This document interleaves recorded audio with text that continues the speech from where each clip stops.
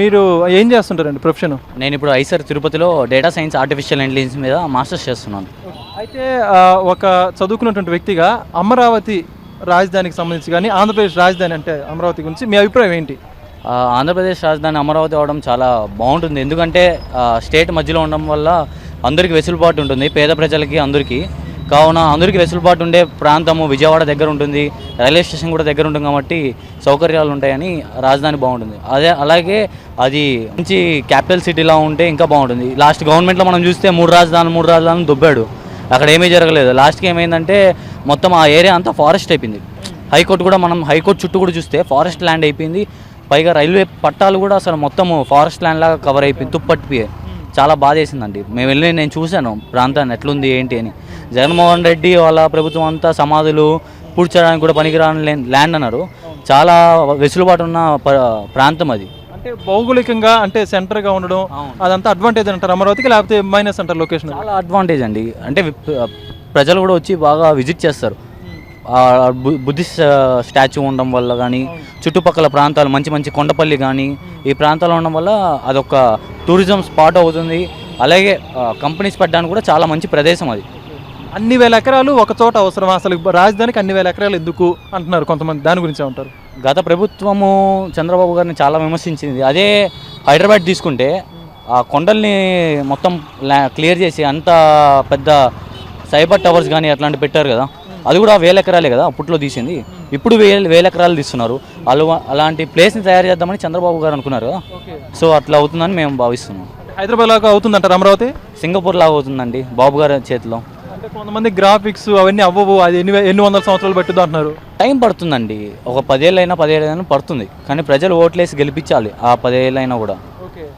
అంటే గత ప్రభుత్వంలో అసలుకి ఎక్కడ కూడా అభివృద్ధి పనులు కానీ అమరావతి అక్కడ పక్కన పెట్టేశారు పూర్తిగా. చాలా అసలు చూస్తే చుట్టుపక్కల అంతా గ్రౌండ్ క్లియరెన్స్ చేయడానికి ఇంకా టైం పడుతుంది మనకి. అంటే మీరు వెళ్ళారు అమరావతికి? నేను వెళ్ళానండి. వెళ్ళి చుట్టుపక్కల ప్రాంతాలు కూడా పరిశీలించి వచ్చాం. అక్కడ చూస్తే గ్రౌండ్ మనకు ఫారెస్ట్ క్లియరెన్స్ చేస్తున్నారు, ఇప్పుడు జంగిల్ క్లియరెన్స్.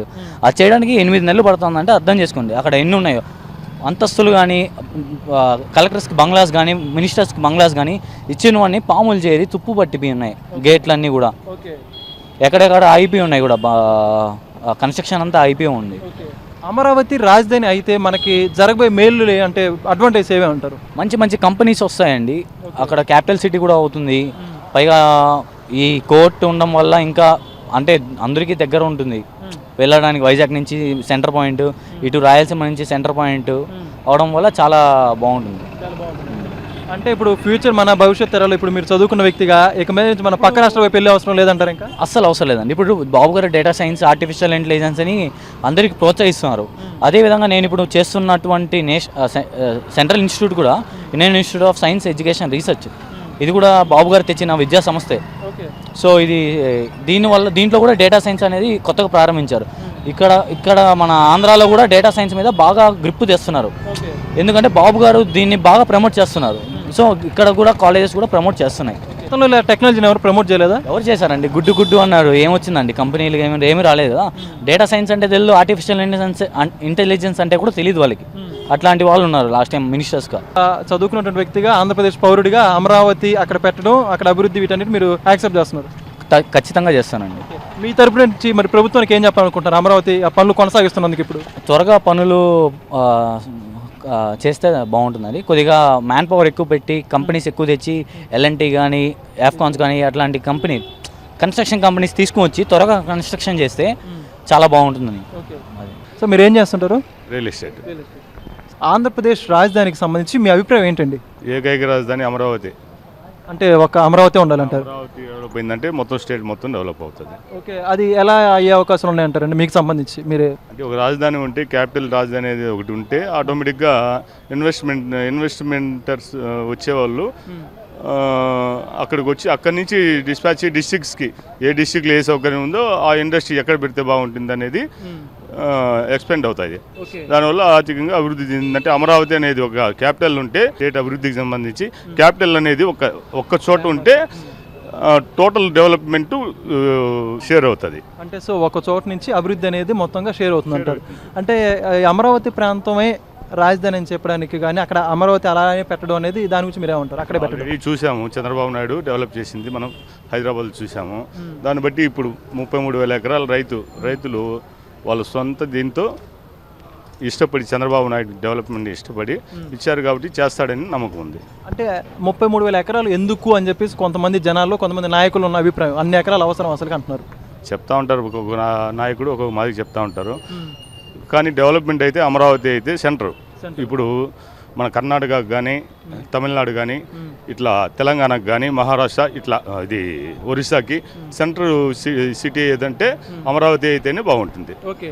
అంటే ఇప్పుడు ఒకప్పుడు మనం చూసుకుంటే చెన్నై నుంచి విడిపోయాం, తర్వాత హైదరాబాద్ నుంచి విడిపోయాం, ఇప్పుడు మళ్ళీ అమరావతి ప్రాంతం అని చెప్పి రాజధానికి కావాల్సిన రాయలసీమ ఇట్లా తనితనిగా ఉత్తరాంధ్ర కావాలి ఇట్లా అట్లా అని చెప్తా ఉన్నారు. కానీ ఇప్పుడైతే డెవలప్మెంట్ అమరావతి డెవలప్మెంట్ అయితేనే టోటల్ స్టేట్ మొత్తం డెవలప్ అవుతుంది. ఓకే. అంటే చంద్రబాబు నాయుడు గారు అమరావతిని కంప్లీట్ చేయగలరు అంటారా మీరు? ఖచ్చితంగా చేస్తారు. ఓకే. అంటే గతంలో పాలకులు చూసాం మనం, అక్కడ అసలు అమరావతిలో ఒక పని కూడా జరగట్లేదు అని చెప్పి ప్రజలు అంటున్నారు. చేయలేదు కదా, ఇంతకు ముందున్న రాజకీయ నాయకులు చేయలేదు కాబట్టి చంద్రబాబు ఉంటే ఖచ్చితంగా చేస్తాడు. కాబట్టి మినిమం 15 సంవత్సరాలు ఇదే గవర్నమెంట్ ఉంటే ఖచ్చితంగా డెవలప్ అవుతుంది. ఓకే. అసలుకి ఆల్రెడీ వైజాగ్ కొద్దిగా డెవలప్ అయింది, కర్నూలు కొద్దిగా డెవలప్ అయింది. అలాంటి ప్రాంతాలను డెవలప్ చేసుకోకుండా ఎందుకు అమరావతి మీద అన్ని లక్షల కోట్లు పెడుతున్నారు? అంత డబ్బులు మన దగ్గర డబ్బులు ఏంటాయో అలాంటిది అవసరం అంటున్నారు. ఎవరి అభిప్రాయం వాళ్ళకు ఉంటుంది. నాకు తెలిసి స్టేట్లో అమరావతినే కోరుకుంటా ఉన్నారు. ఇక్కడ ఇంకోటి ప్రధానంగా చెప్పుకోవాల్సింది ఏంటంటే అండి, మీరు చెప్పినట్టుగా రేపు అమరావతి రాజధాని అయితే మన పిల్లలు వీళ్ళందరూ కూడా పక్క రాష్ట్రాలకు పోకుండా ఇదే రాష్ట్రంలో చదువులకు కానీ ఉపాధికి సంబంధించి కానీ ఏదైనా వ్యాపార నిర్మాణాలు అందరూ కూడా అక్కడ ఉండడానికి అవకాశాలు మెరుగ్గా ఉంటాయి అనుకోవచ్చు. అప్పుడు ఎక్కువగా ఉంటాయనేసి ఆలోచిస్తాను. మా పిల్లలు చదువుకుంటున్నారు.